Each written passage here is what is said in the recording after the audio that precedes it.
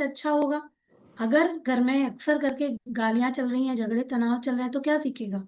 वो भी तो लाउड बिहेव करेगा, घर में नहीं कर पाएगा, घर में उसको बोला जाएगा तुम चुप रहो, वो तनाव अपना दबा देगा, बाहर जाके लोगों के साथ में गंदा व्यवहार करेगा। करते भी हैं बच्चे।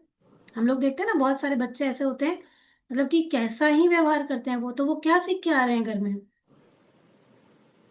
कहीं न कहीं उनके घरों में ऐसा व्यवहार हो रहा है, तभी तो वो सीख के आ रहे हैं ना। हमको कभी कई बार ऐसा लगता है कैसे बच्चे बोल सकते हैं ऐसा? ऐसे बोलते हैं क्योंकि वो सुनते हैं इस तरीके की चीज़ें, उनकी गलतियाँ नहीं होती हैं। तो घर का माहौल बहुत ज़्यादा इम्पोर्टेंट होता है। छोटा बच्चा होता है, एक ढाई 3 साल का जब बच्चा होता है, तो सब कई बार लोग सोचते हैं कि वो बच्चा क्या सुन रहा होगा या वो बच्चा क्या समझ रहा होगा।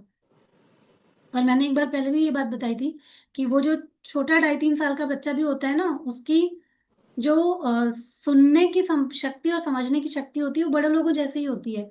भले वो डिसीज़न नहीं ले सकता है, फैसले नहीं ले सकता, उसकी बाकी की चीज़ें डेवलप हो रही होती हैं, लेकिन वो सुन समझ सब रहा होता है। अगर आपको बुरा लगता है, जैसे एग्ज़ाम्पल के लिए मान लीजिए घर में लड़ाई हो रही है और मम्मी रो रही हैं और उनको कुछ बुरा लग रहा है, तो वो बच्चा पूरा फ़ील कर रहा होता है। वो आपके पास आ जाएगा, आपको जो है कंसोल करने की कोशिश करेगा, प्यार करेगा, होता है ना ऐसा? तो वो छोटा बच्चा सब समझ रहा होता है कि आप दुखी हैं, आपको प्रॉब्लम हो रही है या किसी घर के सदस्य को प्रॉब्लम हो रही है, सब समझ रहा होता है। तो बच्चे सब समझ रहे होते हैं और वो अपने अंदर सारी चीज़ें एब्ज़ॉर्ब करते हैं और वो वैसे ही बन जाते हैं। अगर किसी कोई बच्चा ज़्यादा बोल नहीं पाता, उसने देखा है अपनी मदर की फीलिंग्स को सप्रेस करता हुआ, वो भी ऐसा ही बन जाएगा। वो भी जाके आगे चीज़ें बहुत सारी सप्रेस करेगा, उसकी पर्सनैलिटी में कभी भी वो कॉन्फिडेंस नहीं आ पाएगा। फिर क्या होगा? समाज में आगे जाएगा, पढ़ाई-लिखाई वाली प्लेस पे जाएगा, जगह जाएगा, कभी उसका कॉन्फिडेंस उतना हाई हो ही नहीं पाएगा। अपनी जगह में उसको वो कॉन्फिडेंस मिल ही नहीं पाएगा और जो बच्चा प्यार में, अच्छे संस्कार में, शांति में, सुख में, सब में बड़ा हुआ है, उसका कॉन्फिडेंस अलग होगा। बच्चे फिर आगे जाके कंपैरिज़न भी करते हैं, तब हमें बुरा लगता है कि उनको देखो वो आए थे तो वो फलाना ऐसे हैं वो, तो हमें बहुत बुरा लगता है कि हमारे बच्चे हमें कंपेयर करते हैं दूसरों से। लेकिन ये फ़र्क आता है जब उनको बुरा लगता है, जब उनके कॉन्फिडेंस में आता है, जब उनकी लाइफ़ में उनको लगता है कि मेरे साथ ये चीज़ें हुई थी और उस समय पे मैं इस चीज़ को नहीं ठीक कर पाई, तो बहुत फ़र्क पड़ता है, ठीक है? तो हर एक बच्चे को ये एहसास होना चाहिए कि वो सेफ़ है, उसे प्यार मिल रहा है, उसको भी उसके इमोशंस को समझा जाना चाहिए, वहाँ से उसकी सेल्फ वर्थ, सेल्फ कॉन्फिडेंस जो है वो बढ़ता है। तो ये बहुत इम्पोर्टेंट है इसलिए मैं इसको ज़्यादा बोल रही हूँ, क्योंकि हम लोगों ने भी कहीं न कहीं हम सब ने उस चीज़ को अपनी फैमिली में, चाहे अपनी ज़िंदगियों में देखा है, महसूस किया है। कि अगर हमें प्यार मिला है तो हम कैसा बन सकते हैं, अगर हमें दुत्कार मिला है तो हम कैसा बन सकते हैं, अगर हमारे इमोशंस को समझा जाए तो हम कैसे बन सकते हैं। तो ये बहुत इम्पोर्टेंट पार्ट है हेल्थ का, इसको इग्नोर नहीं किया जा सकता है। फिज़िकल हेल्थ आप खाने से ठीक कर लोगे, इमोशनल हेल्थ ठीक करना बहुत मुश्किल है। एक बार बिगड़ गई ना, फिर बहुत एफर्ट लगता है, बहुत एफर्ट। एक बार किसी का दिल टूट गया ना, तो आप बहुत एफर्ट करोगे ना उसके लिए, फिर आप उस इंसान को शायद जोड़ सकते हो, ठीक है? और कॉन्फिडेंस तो ऐसी चीज़ होती है ना कि बहुत टाइम लगता है उसको लाने में, ठीक है? तो घर का माहौल पॉज़िटिव बनाने के लिए रिस्पेक्टफुल कम्युनिकेशन जो होता है, वो बहुत इम्पोर्टेंट होता है। एक-दूसरे को सुना जाए, समझा जाए, किसी को बीच में रोका-टोका ना जाए। हो सकता है कि एक इंसान घर में बहुत बहुत पढ़ा-लिखा है, कुछ दूसरा हो सकता है मेबी शायद थोड़ा-सा किसी मायने में किसी से कम हो। लेकिन फिर भी ये चीज़ें नहीं होनी चाहिए, सबकी इक्वल रिस्पेक्ट होनी चाहिए घर में। चाहे वो हम लोग किसी से भी बात कर रहे हो, अपने बुजुर्गों से भी बात कर रहे हो, बड़ों से भी बात कर रहे हैं, तो अगर बड़ों से भी अगर हम रिस्पेक्टफुली बात करते हैं, बच्चे सीख रहे हैं, तो वो भी वही सीखेंगे। कल को वो भी हमारे साथ वैसा ही व्यवहार करेंगे, जैसा आज हम अपने बड़ों के साथ में करते हैं।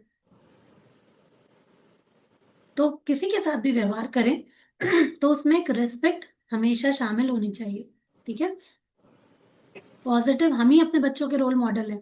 हम जैसा बिहेव करेंगे, बच्चे वैसा सीखेंगे। तो हमें ये बात ध्यान में रखनी है कि हमें एक अपने बच्चों के सामने एक पॉज़िटिव रोल मॉडल बनना है, ना कि वो हमें हमारे बारे में ऐसा सोचे कि इनके जैसा तो कभी बनना ही नहीं है या इनके जैसे तो ज़िंदगी कभी हमें चाहिए ही नहीं।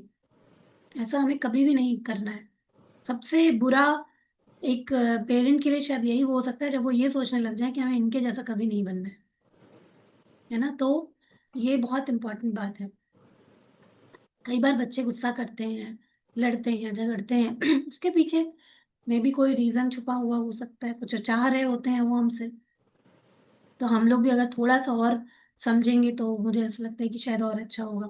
तो सेफ और लविंग एनवायरनमेंट बनाना घर में गुस्से और तनाव को कम करना कहीं न कहीं हमारी रिस्पॉन्सिबिलिटी है और सिर्फ़ हमारी ही नहीं, मैं तो चाहती थी कि आज का सेशन घर में लोग स्पीकर पे रख के सुनें ताकि पूरी फैमिली इसको सुने कि सभी की ज़िम्मेदारी है ये बनाना। चाहे वो मदर हो, फादर हो, केवल ऐसा नहीं है कि केवल मदर करती जा रही हैं और अगर फादर की तरफ से रिस्पॉन्स नहीं आ रहा है, तो भी वो चीज़ें पॉसिबल नहीं है। दोनों की तरफ से अगर रखा जाएगा तब पॉसिबल है। एक के करने से नहीं होता है। अगर परिवार में है तो सभी सदस्यों का करना बहुत इम्पोर्टेंट है। सबका समझना बहुत इम्पोर्टेंट है, बच्चों का भी समझना बहुत इम्पोर्टेंट है। ठीक है? तो ये बहुत ज़रूरी है और हर दिन आपस में बात करना बहुत इम्पोर्टेंट है, चाहे वो बच्चा स्कूल से आया है, लोग ऑफ़िस से आए हैं, तो दिन कैसा गया, कैसा फ़ील किया, क्या अच्छा हुआ, क्या बुरा हुआ, ये सब चीज़ें आपस में शेयर होनी चाहिए। वो बहुत ज़रूरी बात है। ठीक है?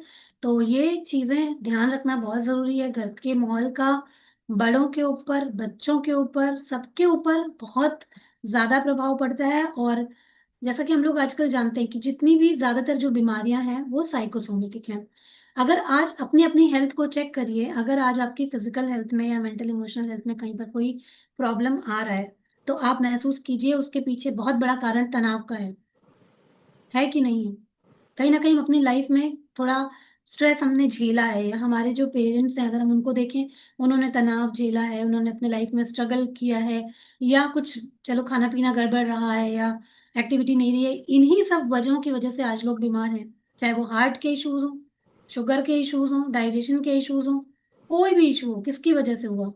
टेंशन, तनाव, खाना-पीना, लाइफ़स्टाइल इन्हीं की वजह से तो हुआ और अगर इनको ठीक कर लिया जाए, इनके ऊपर काम कर लिया जाए समय रहते, तो क्या इनको ठीक नहीं किया जा सकता है?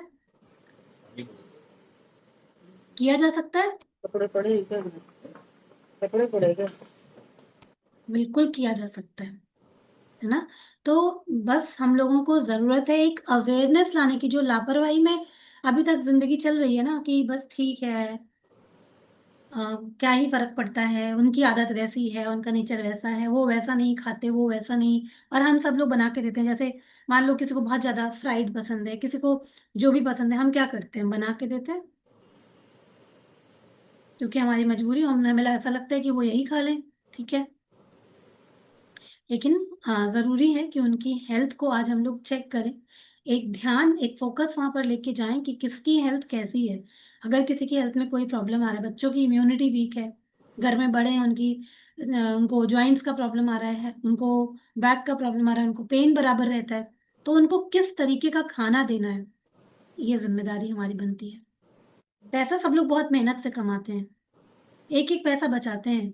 हम लोग कहीं जाते हैं 5-5 रुपए के लिए हम लोग लोगों से कितना ज़्यादा बार्गेनिंग करते हैं, हम लोगों से 5-5 रुपए बचाने की कोशिश करते हैं।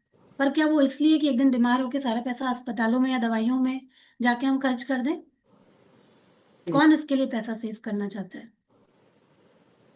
पैसा इसके लिए बचाएँ कि सब मिलके घूमने जाएँ, विदेशों में जाके घूम के आएँ, आउटिंग करें, पूरी दुनिया घूमें, खुश रहें, मस्त रहें। इसके लिए पैसा बचाएँ। और वो कैसे होगा जब सबकी सेहत अच्छी होगी, पूरा परिवार सुखी होगा, संतुलित हो